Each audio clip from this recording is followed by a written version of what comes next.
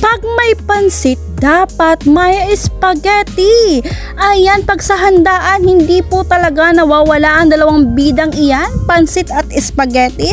At ngayon po mga palangga, ang ating spaghetti ay bibigyan natin ng patwist. Ayan, yung simple masarap na mas pinasarap pa. Dahil ang spaghetti ay hindi pwedeng mawala sa mga handaan. Birthday man yan, ondas, Pasko, New Year, anniversary nyo man ng inyong jowa o husband dyan, or birthday ng inyong mga junakes, or gusto nyo merienda sa hapon, araw-arawin nyo ang spaghetti dahil talaga namang napakasarap at gustong-gusto ng mga kids. Kaya ano pang inaantay nyo mga palanggay? Watch nyo na ang full video nito. Spaghetti na mas pinasarap pa natin. Ayan, tara na!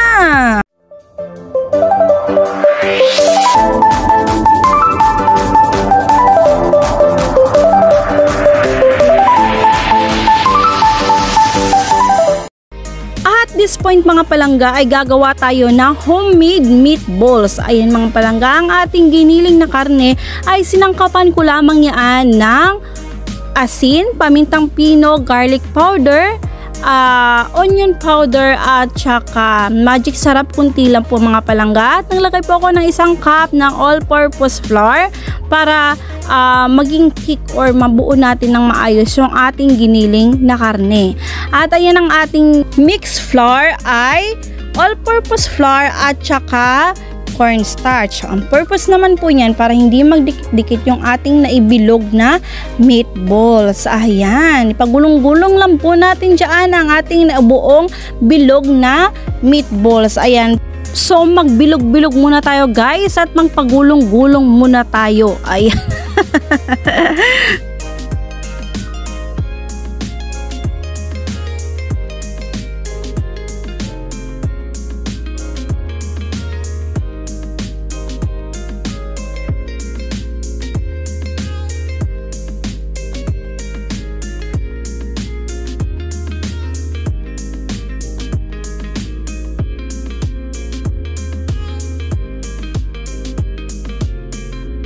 At ayan na nga, tapos na po nating pagulong-gulong at bilog-bilogin ang ating meatballs.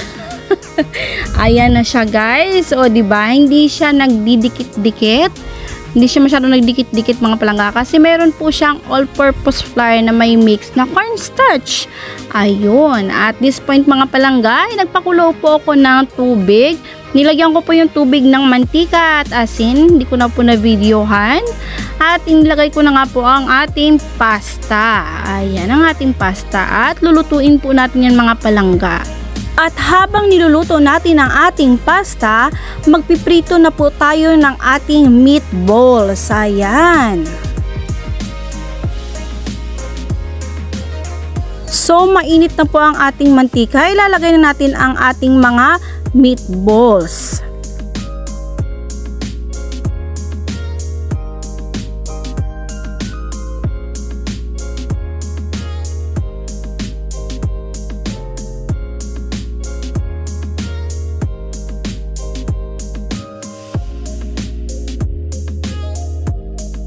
At nailagay na po natin lahat ng meatball sa ating kawali. So, hahaluin lang po natin yung mga palangga. Wag po nating iiwanan dahil po baka masunog. Ayan, pag nag-golden brown na po siya, luto na po yan mga palangga. Atin na pong hahanguin.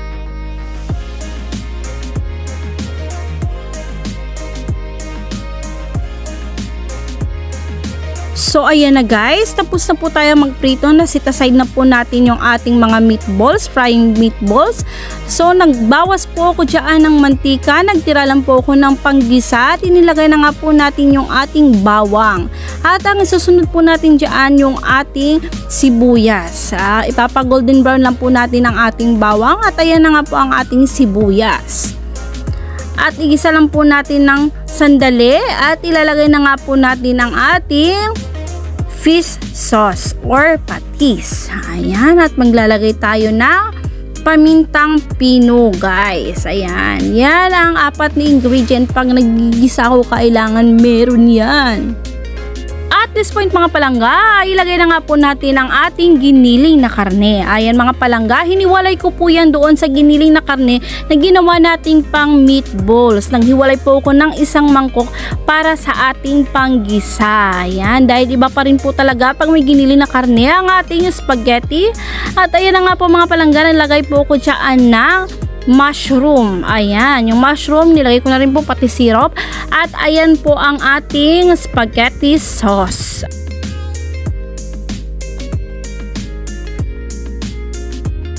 At nailagay na nga po natin ang ating spaghetti sauce. At this point mga palangga, hinalo ko lang po ang ating spaghetti sauce at ang ating mushroom at ang ating iba pang mga ingredient.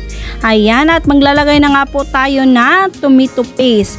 Guys, pwede nyo pong gawin yung version na pagkatapos nyo pong maggisa ng sibuyas, bawang, paminta at patis, ilagay nyo po yung tomato paste. Mas okay din po yon. Ayan, sa akin po kasi pinagsabay-sabay ko na po yung mga pangpalasa at ingredient natin. At pagkatapos ko pong naglagay ng tomato paste, naglagay rin po ako na tomato sauce. Ayan, at i-mix lang po natin mga palangga, pakukuluin lang po natin yan.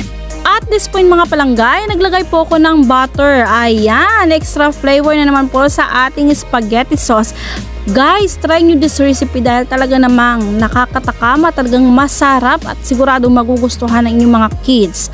At this point mga palangga, naglagay po ako ng condensed milk. Ayan, kalahati na lang po ang laman ng condensed na yan para hindi masyadong matamis yung ating spaghetti. Guys, pag wala kayong condensed milk, pwede nyo pong swap yung sugar, brown sugar or white sugar. Ayan, at this point mga palangga, naglagay po ako dyan ng 4 cubes.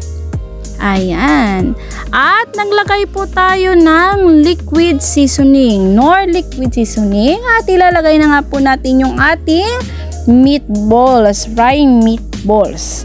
Ayan na siya guys. Nakita nyo ba yung yung texture ng sauce? Diba? Ang ganda ng kulay. Ayan yun, dahil yan sa tomato paste at tomato sauce. Ayan na guys, ang sarap, nakakatakam. Ilagay na nga po natin yung ating pasta. Ayan. At atin na pong mekas yan. Ayan na siya guys. O diba, nakakatakam. Talagang overload.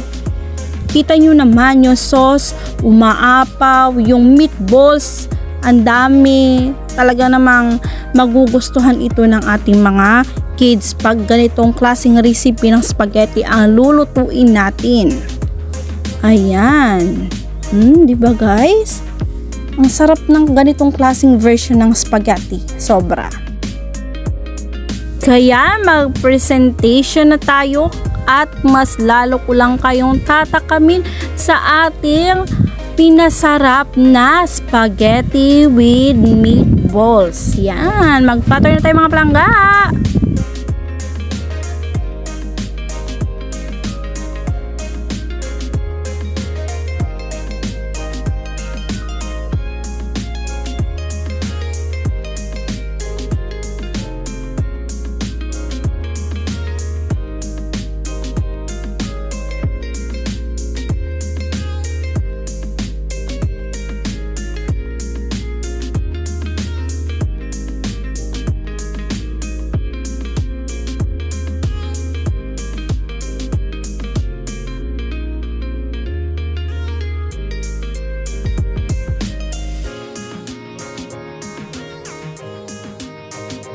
Ayan na ang ating masarap, mas pinasarap pa na spaghetti with meatballs. Yan mga palangga, overload sa cheesy, meaty, at saucy spaghetti. Kaya ano pang inaantay nyo, i-download nyo na to at iluto nyo sa inyong mga kids.